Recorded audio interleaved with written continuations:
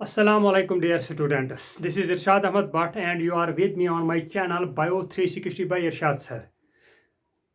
Today we are going to discuss about formation of blood. How blood is formed inside our body. So बेटा time बचाने के लिए कुछ diagrams यहाँ मैंने बनाई है ताकि बाद में मेरा वीडियो ज़्यादा लंबा ना हो जाए।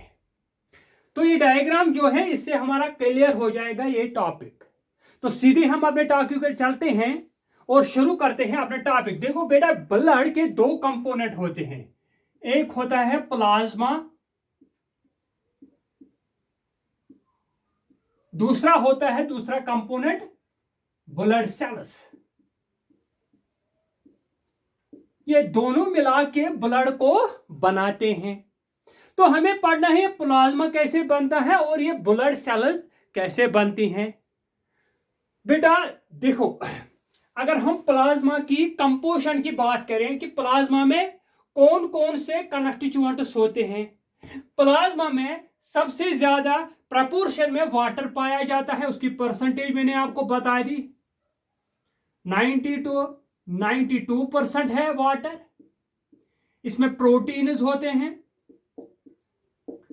6 to 8% होते हैं प्रोटीन्स, और कुछ कम परसेंटेज में आयन्स भी होते हैं, न्यूट्रिएंट्स भी होते हैं, उनकी परसेंटेज कम होती है। और इसको हम कहते हैं कि ये जो है कंपोजिशन ऑफ प्लाज्मा है। तो ये चीजें जो है कहां से आती है, किसमें, ब्लड में।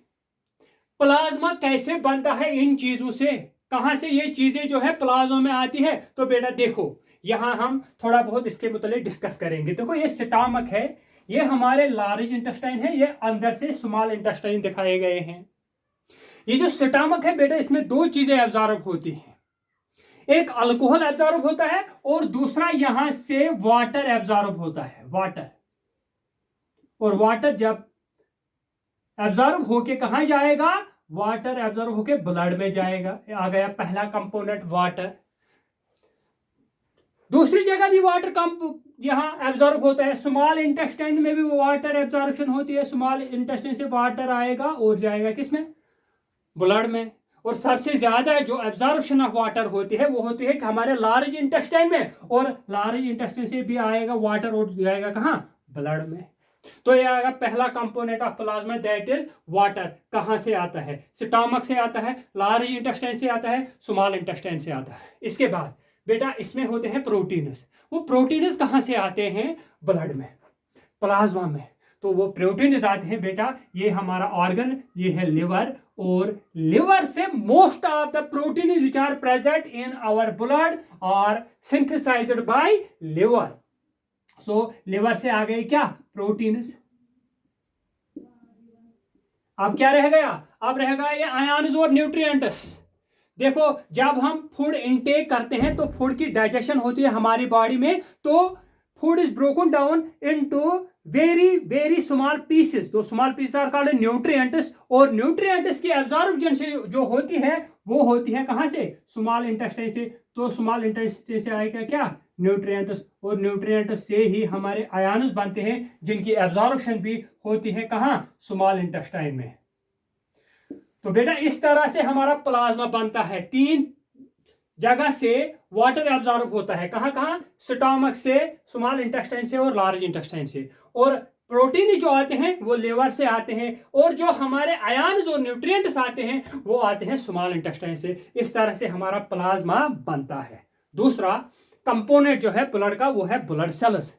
ये ब्लड सेल्स कहां से बनते हैं बेटा, देखो ब्लड सेल्स हमने पढ़ी है, एक तो है आरबीसी, डब्ल्यूबीसीज और प्लेटलेट्स। ये ब्लड सेल्स हैं, और ये बनती कहां से है बेटा, ये बनती है हमारे बोन मैरो से। देखो ये बोन है, इसके ये 2 स्वोलन एंड्स हैं, ये एक स्वोलन एंड है, ये एक स्वोलन है, और ये इसका बीच का हिस्सा है। इसमें एक कैविटी होती है, ये जो कैविटी होती है बोन में, इसमें बोन मैरो होती है। लेकिन इस जगह पे जो बोन मैरो पाई जाती है बेटा उसको बोलते हैं येलो बोन मैरो।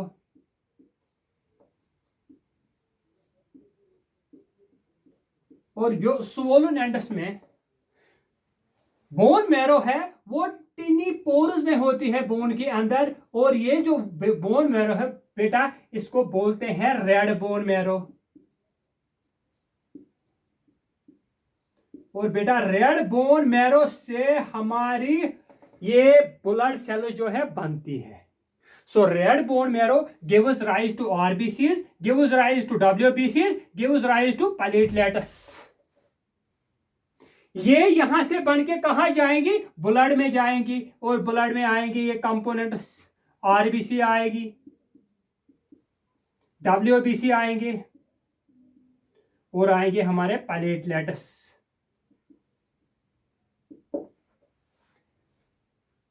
तो इस तरह से जो है हमारा ब्लड बनता है।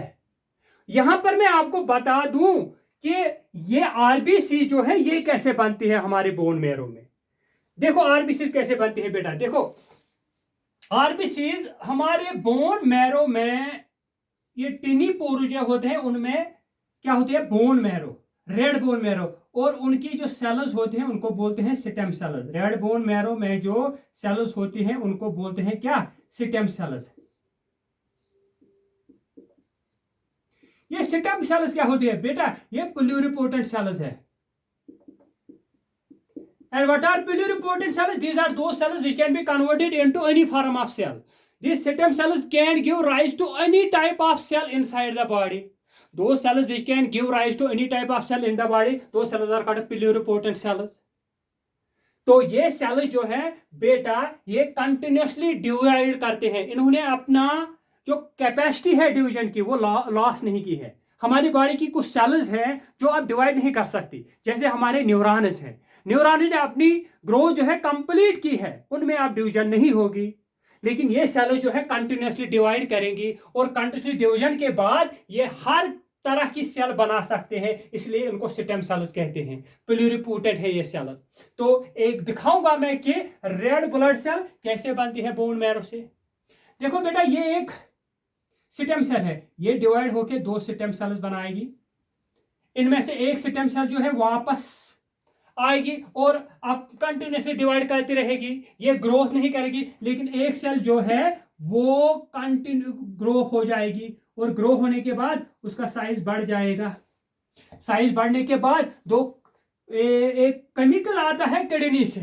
कहां से, किडनी से। उस केमिकल को बोलते हैं इरिथ्रोपोइटिन। ये इरिथ्रोपोइटिन जो केमिकल है बेटा, इरिथ्रोपोइटिन जो केमिकल है ये किडनी से आता है, और ये जो सेल स्टेम सेल से आके थोड़ा साइज में इंक्रीज हो गई, इसको बोलते हैं इरिथ्रोब्लास्ट। और ये इरिथ्रोपोइटिन क्या करता है, ये इरिथ्रोब्लास्ट को कन्वर्ट करता है किसमें, रेड ब्लड सेल में। लेकिन ये इरिथ्रोपोइटिन अकेले काम नहीं करता है, बल्कि इसके साथ दो विटामिन भी आते हैं जो इसको हेल्प करते हैं किसमें, इस सेल को कन्वर्ट करने में, आरबीसीज में। तो वो क्या है, एक है विटामिन B12 और एक है विटामिन B9। ये दो विटामिन आते हैं और इस सेल को कन्वर्ट करते हैं किसमें, आरबीसी में। ये सेल करती क्या है, आरबीसी कैसे बनाती है, इसका जो न्यूक्लियस है वो ये बाहर फेंक देती है न्यूक्लियस, और न्यूक्लियस जब बाहर फेंक दिया तो इसका कुछ इस तरह से स्ट्रक्चर बनता है आरबीसी का। ये हो गया, और ये आरबीसी जो है विदाउट न्यूक्लियस होती है, और इस तरह से ये सेल बनती है। कौन, उसी सेल आरबीसी कैसे बनती है। ठीक है, तो इन सेल्स का जो ब्लड सेल्स है इनका जो प्रिकर्सर है वो रेड बोन मैरो है। Red bone marrow he in blood cells को बनाते हैं, लेकिन कभी कभार किसी इमरजेंसी सिचुएशन में येलो बोन मैरो भी क्या बना कन्वर्ट होती है रेड बोन मैरो में, और फिर ब्लड सेल्स को बनाते हैं। सिचुएशन क्या है, कभी किसी का एक्सीडेंट हो गया, उसका एक्सेसिव ब्लड लॉस हो गया, तो उस सिचुएशन में ये येलो बोन मैरो जो है ये कन्वर्ट होती है रेड बोन मैरो में, और फिर क्या करती है, ये इन ब्लड सेल्स को बनाती है। सो बेटा ये था हमारा आज का टॉपिक। थोड़ा मैं टॉपिक जो है ना ज्यादा लंबा नहीं खींचता अब, क्योंकि मुझे फिर प्रॉब्लम आती है ये वीडियो अपलोड करने में। तो बेटा ये आज का टॉपिक जो है मैं यही कैलकुलेट करता हूं। तो अल्लाह हाफिज।